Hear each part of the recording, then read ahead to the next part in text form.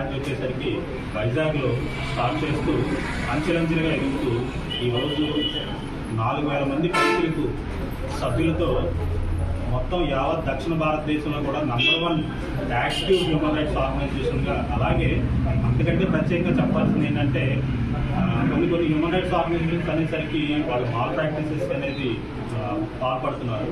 అటువంటి mall practices అనేది ఎక్కడా కూడా ఇన్ని వేల మందిలో కూడా ఏ విధమైనది జరగకుండా మా సంస్థ ప్రత్యేకమైన కార్యాచరణ రూపొందించింది. అలాగే మానవ హక్కులు ఉల్లంఘన అనేది పల్లెటూరులో కానీ పట్టణంలో కానీ ఎక్కడైనా జరుగుతున్నాయి. అలాగే కుల బహిష్కరణలు కానీ ఇలా కొన్ని సాంఘిక దురాచారాలు జరుగుతున్నాయి. ఇలాంటి దురాచారాలు జరిగినప్పుడు చాలా చోట్ల ప్రజలకి ఏ విధంగా ముందుకెళ్ళాలి, ఎలా ముందుకెళ్ళాలి అనేది తెలియట్లేదు. అంటే న్యాయం అందుబాటులోకి రావట్లేదు. అంటే ఈ రోజు అన్నింటికంటే చెప్పాలంటే న్యాయం కాస్ట్లీ అయిపోయింది. అటువంటి న్యాయాన్ని కాళ్ళ దగ్గరికి తీసుకొచ్చేలాగా, అంటే పట్టణాల్లో పెద్ద పెద్ద టౌన్స్లో అయితే హ్యూమన్ రైట్స్ ఆర్గనైజేషన్స్ అడగడానికి ఎన్నో ఉంటాయి. కానీ పల్లెటూరులో చాలా మందికి వీటి మీద చట్టాల మీద కనీసమైన అవగాహన లేదు.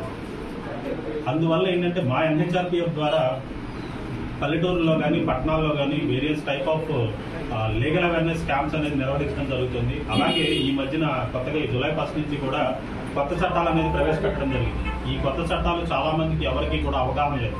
ఇటువంటి కొత్త చట్టాల మీద కూడా మాకున్న లీగల్ టీం ద్వారా అందరికీ కూడా ఈ చట్టాల మీద అవగాహన కల్పించడం, అలాగే ఏ రకమైన సమస్యలకి ఏ విధంగా ముందుకెళ్ళాలి, ఎవరిని అప్రోచ్ అవ్వాలి. ఎందుకంటే చాలా మందికి తెలియని విషయాలు ఏంటంటే హ్యూమన్ రైట్స్